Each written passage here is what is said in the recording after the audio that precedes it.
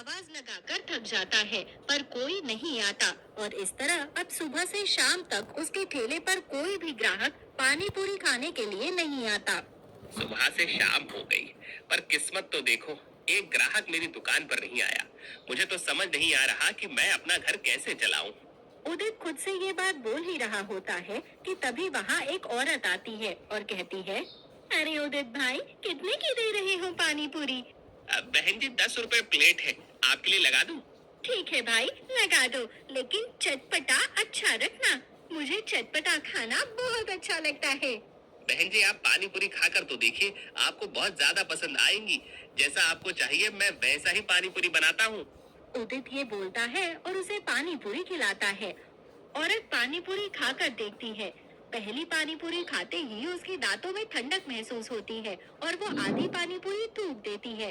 क्या बात है बहन जी, पानी पूरी थूक क्यों दी? स्वाद में कुछ कमी थी क्या? नहीं भाई, तुम्हारी पानी पूरी का स्वाद तो बहुत अच्छा है, लेकिन तुम तो जानते हो कि मौसम कितना ठंडा है और ऐसे में ठंडा पानी दांतों पर लगते ही जलन मारता है। बहन जी, अब पानी पूरी तो ऐसे ही बनती है, इसीलिए मैंने ऐसे ही बनाई है। तुम चिंता मत करो भाई, मैं तुम्हें तुम्हारी पानी पूरी के प्लेट के 10 रुपए दे दूंगी, पर मुझसे एक से ज्यादा नहीं खाई जाएगी। मेरे दांत ठंडी चीज बर्दाश्त नहीं कर पाते।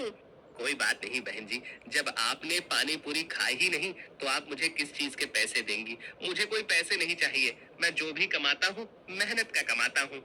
उदित इतना बोलकर उसे जाने के लिए कह देता है और वो वहाँ से चली जाती है।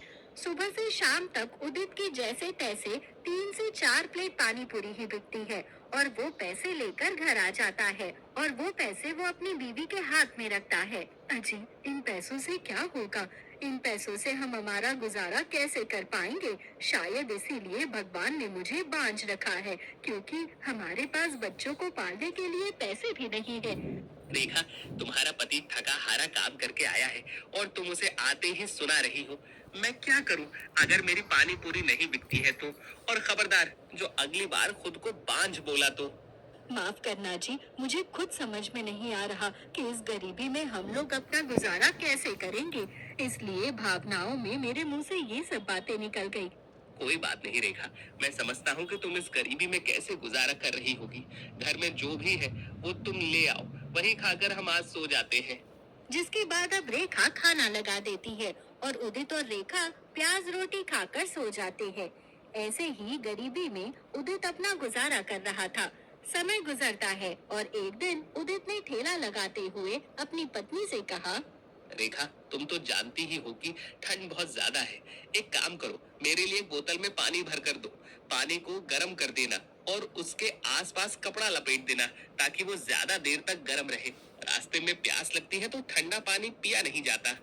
मैं समझती हूँ जी, तभी तो शायद पानी पूरी भी नहीं बिक रही, क्योंकि कौन ठंडे पानी की पानी पूरी खाएगा। हाँ, अब तुम जल्दी से मुझे पानी गर्म करके बोतल पर कपड़ा लपेट कर दे दो। मैं ठेला लगाने जाता हूँ। भगवान का आशीर्वाद रहा तो आज कम से कम 10 प्लेट पानी पूरी तो अच्छे से बिक ही जाएगी। जी ठीक है, आप थोड़ी देर रुक जाइए, मैं अभी पानी गर्म करके एक बड़ी सी बोतल में भर के लाती हूँ, ताकि पूरे दिन का आपका गुजारा हो सके।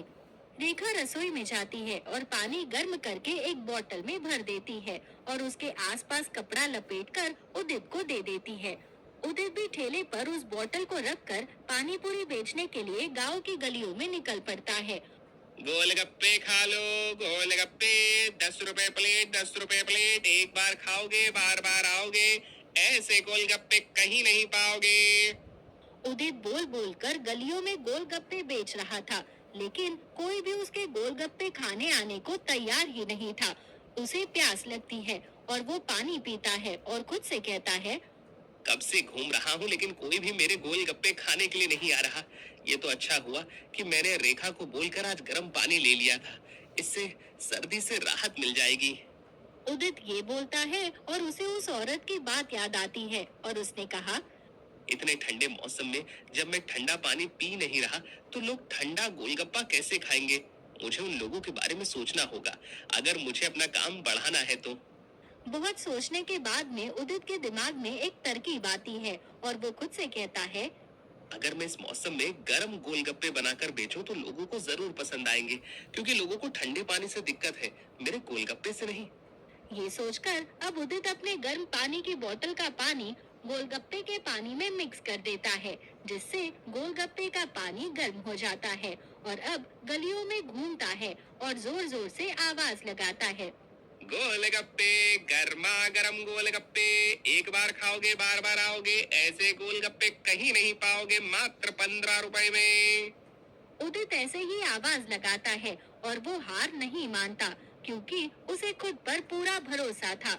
कुछ ही देर में उसके पास औरतों का झुंड लग जाता है, जो उससे कहती है, अरे भाई, लगता है हमने तुम्हारी बात सुनने में गलती कर दी है। क्या बोल रहे हो तुम? गर्मा गर्म गोलगप्पे? अगर हमें सुनने में गलती होती तो इतने सारे लोगों ने एक साथ कैसे सुना होता? इसने यही बोला है, गरम गरम गोलगप्पे।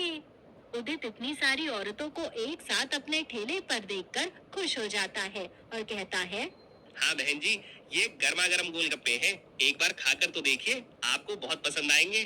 तो फिर देर किस बात की? जल्दी से हम लोगों के लिए गरम गरम गोलगप्पे लगा दीजिए। हम भी तो जरा गरम गरम गोलगप्पे खाकर देखें। मुझे तो नाम सुनकर ही रहा नहीं जा रहा।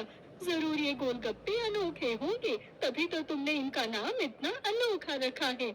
जिसके बाद उदित उन सबको गरम गरम गोलगप्पे खिलाता है और गरम गरम गोलगप्पे खाकर औरतें कहती है, अरे वाह, क्या गोलगप्पे हैं! ऐसे गोलगप्पे तो मैंने जिंदगी में कभी नहीं खाए हैं। सर्दियों के मौसम में तो मैं गोलगप्पे खा ही नहीं पा रही थी, क्योंकि ठंड की वजह से गोलगप्पे खाने का मन ही नहीं करता था। दांतों की परेशानी और हो जाती थी, इसलिए गोलगप्पे नहीं खाती थी। भैया, मेरे लिए तो तुम रोज शाम को इस मोहल्ले में आ जाया करो। मुझे तो ये गोलगप्पे बहुत पसंद है। अब से मैं रोज तुम्हारे हाथों के गोलगप्पे खाऊंगी। सच में ऐसे अनोखे गोलगप्पे खाकर तो मजा ही आ गया। बड़ा स्वाद है तुम्हारे गोलगप्पों में। जिसके बाद में ऐसे उदित गलियों में घूम घूम कर गोलगप्पे बेच रहा था, तो वहीं देर तक वो घर नहीं आया था और रेखा को उसकी चिंता सताने लगती है। हे भगवान, अभी तक ये घर क्यों नहीं आए हैं? ऐसा वो कभी नहीं करते। कहीं ऐसा तो नहीं कि उन्हें मेरी किसी बात का बुरा लग गया हो और आज भी कमाई ना हुई हो, इसलिए वो घर नहीं आए। हे भगवान, मेरा तो जी बैठा जा रहा है। मुझे तो समझ में नहीं आ रहा कि मैं क्या करूं। अब इनके बारे में कैसे पता कर पाऊं? रेखा चिंता किए जा रही थी और ऐसे ही कुछ घंटे बीत जाते हैं। बस बहुत हो गया, अब मैं और सब्र नहीं कर सकती। मुझे खुद ही जाकर उन्हें ढूंढना होगा। अब रेखा उदित को ढूंढने के लिए गांव में निकल जाती है, तो उसे उदित अपने ठेले पर ही खड़ा हुआ मिलता है और उसके आसपास गोलगप्पे खाने वालों की भीड़ लगी हुई थी। अच्छा, तो ये यहाँ है और आज इनकी दुकान पर ग्राहक थे, इसलिए ये अभी तक घर नहीं आए और मैं बैठकर इनकी इतनी चिंता कर रही थी। अब रेखा उदित के पास जाती है, तो उदित आवाज लगा रहा था, गोलगप्पे ले लो गोलगप्पे, गर्मा गर्म गोलगप्पे बस थोड़े से बचे हैं, जिसको खाने हैं जल्दी आओ जल्दी खाओ। रेखा भी अपने पति की आवाज सुनकर हैरान हो जाती है, क्योंकि उसे नहीं पता था कि उदित गरम गरम गोलगप्पे बेच रहा है। वो उसके पास जाती है और कहती है, गर्मा गर्म गोलगप्पे? ऐसे भी कोई गोलगप्पे होते हैं क्या भला? होती है रेखा, और आज तुम सिर्फ ऐसी चीज सुन नहीं रही हो बल्कि खाकर भी देखोगी। एक बार ये गोलगप्पे खाकर तो देखो। हाँ जी, वैसे तो मुझे गोलगप्पे इतने पसंद नहीं है, क्योंकि मुझे गोलगप्पे खाने की शुरू से आदत नहीं है। लेकिन ये नाम सुनकर खाने का मन बहुत कर रहा है। बड़ा अनोखा नाम है। रेखा, एक बार खाकर देखो, तुम भी मेरे गर्मा गर्म गोलगप्पों की फैन हो जाओगी।